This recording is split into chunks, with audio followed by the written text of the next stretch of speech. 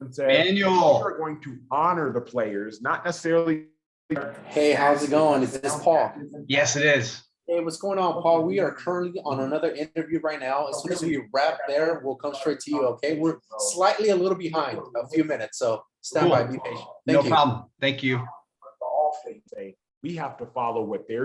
Emmanuel, I had to hit the record button. How are you, dude?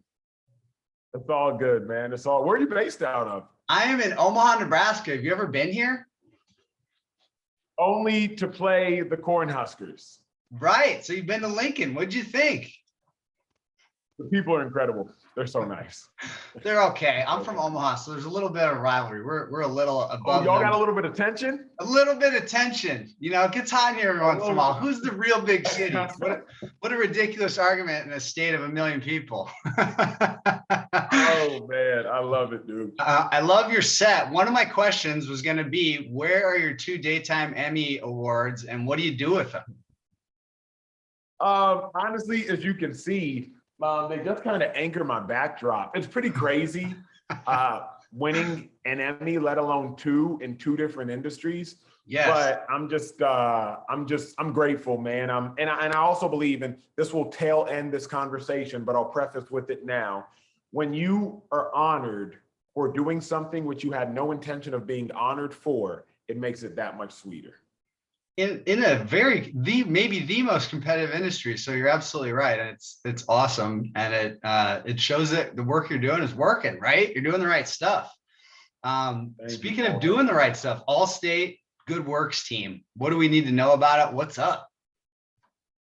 If you care about college athletics, you need to know everything about it. We know about the NIL, college players now being able to be paid for their name, their image, their likeness. But that's a very convoluted thing because the star athlete gets paid. But what about everybody else? Allstate finally being able to honor the 22 members of their Allstate Good Works team across all divisions, different athletes, different sports, giving them money, not only for themselves, but even more importantly, for their charitable causes. You have some student athletes using food trucks to help serve the homeless. You got some student athletes visiting children's hospitals. You got some student athletes, Paul, advancing the educational landscape. So many phenomenal stories, and Allstate is helping advance the stories. I think Allstate will revolutionize the college landscape. $1 million, right? Spread out amongst everybody. $1 million. Don't remind me. It makes me a little bit jealous every time. That's almost as much as you made in the NFL. Right? Well, here's the crazy thing, man. Here's the craziest thing about all this is it's great to see some aspects of where college athletics are going. I mean, you got to think, man. You work tirelessly at school. You work tirelessly on the football field. And then you got cats working tirelessly in their communities. And back when I was playing, that's not being honored. You can't take on a real job because there's so much issues with being compensated. So if you're a student athlete, all you got is your scholarship check and you slave it. And all you got is your scholarship check. Right. Now, Allstate says, you know what? We're going to step in and take some of that burden. I have to fundraise, Paul, 9 years for my nonprofit organization in order to build a hospital in rural villages of Nigeria. The fact that Allstate is helping expedite the reality of these dreams for so many student athletes, it's amazing. It is. So I want to touch on obviously some football topics, but the first question I got to get out of the way, serious football related question. Who wins in an arm wrestling contest between you and your brother, former 9-year pro Sam? Who's going to win right now if we did it right now? Well, my brother just retired, and I retired in 2016. So the excuses are already coming out. Look, I'm gonna trust a dude that still got some residual NFL in him. I ain't got none in me. Residual NFL, dude. That should be an NFT. You could launch an NFT line called that. Oh man. I wanted to talk too. We mentioned a little bit about the Huskers. In your time playing against Nebraska, wasn't a good time for us. This past weekend, the Huskers actually looked good for once in a long time, but had an opportunity to win the game, gave it away. What are your thoughts on the Huskers for the rest of the season? And what do you just think overall?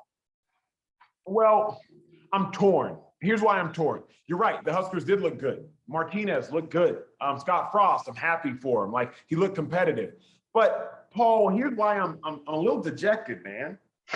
are we really at the state in our lives of how we view Nebraska to where they lose? Yes. And we're like, oh man, heck Dude, yeah, we baby. are there. They lost close. We Like, are there. They lost close, baby. Are we inflicted. Really there? You inflicted some of that during your time at Texas. We never beat you. You came here and basically did whatever you wanted. Let's be real about it. But regardless, man, I refuse to accept that reality. Like they did, I promise you, they did look good. I was watching the game. It was a very competitive game, but I just refuse to accept that reality. Agreed. It's a sad one, and I'm with you on that. Question about jerseys. You know, the NFL generates so much revenue off jerseys. Is it weird for a 40-plus-year-old man to buy a jersey of a 21 or 22-year-old kid? First off, now that I'm an adult, I think buying jerseys is kind of strange in general. And maybe because I'm not selling any right now, so I have no money to lose. But no, man, here's the thing. Fandom is a beautiful thing. Like without the fans, college athletics ceases to exist.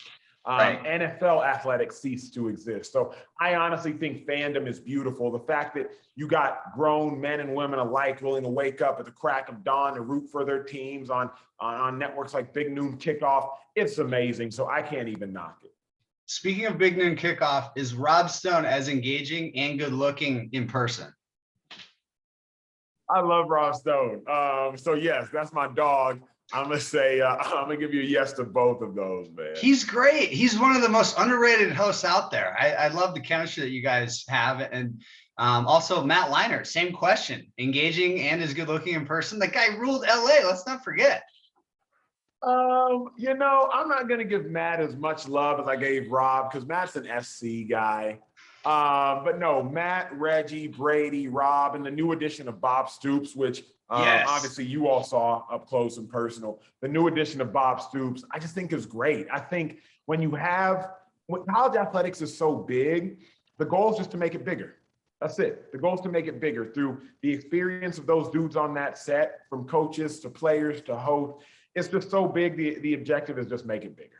Well, and speaking of big, there's an awful lot of consolidation going on right now between conferences, and just like in any industry or business. Where does this thing end? Is SEC going to be here and everybody else beneath them? And that's kind of what it is, right?